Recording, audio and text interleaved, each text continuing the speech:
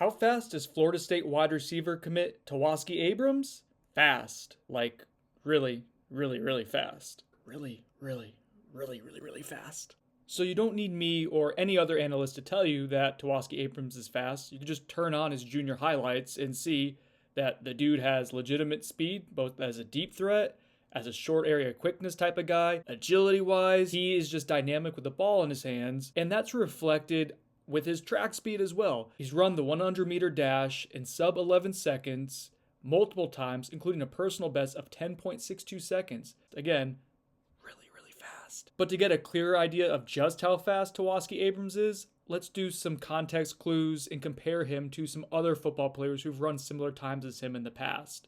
Abrams ran the 60-meter dash in 6.89 seconds recently at the Florida-Georgia Challenge. Our friends at Tracking Football have a massive database that has all sorts of times, testing numbers, and other important categories that go back decades for you to get a full context of what a football player does as an athlete in other sports. That includes track times. According to Tracking Football, Abrams would rank in the 93rd percentile of nearly 700 Division I wide receivers since 2010 in the 60-meter dash.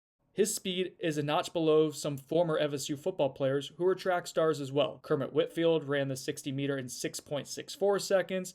Marvin Bracey, who ended up being an Olympic athlete, ran the 60 in 6.75 seconds. And more recently, reserve running back who transferred to TCU, Corey Wren, ran the 60 in 6.76 seconds. To get a better idea of how Tawaski Abrams' 60-meter dash compares to some NFL players, here's some more context. Pro Bowl corner Marlon Humphrey and 2021 top 50 pick Rondell Moore, a wide receiver, both ran the 60-meter dash in 6.89 seconds. It's the same times as Abrams. Abrams actually compares favorably to Moore from a size, speed, and in my opinion, a skill set perspective. Moore was graded a little bit better coming out of high school at 91.2, but Abrams isn't far off at all. He currently has a grade of 90.27 in the 24/7 Sports Composite, so those guys have similar talent levels as well. Now, it's tricky to convert the 60-meter dash into the 40-yard dash, which you might have more context for, given that's what NFL teams use the NFL scouting combine for. A 4.45 second 40-yard dash is a reasonable estimation according to Tracking Football for Abrams,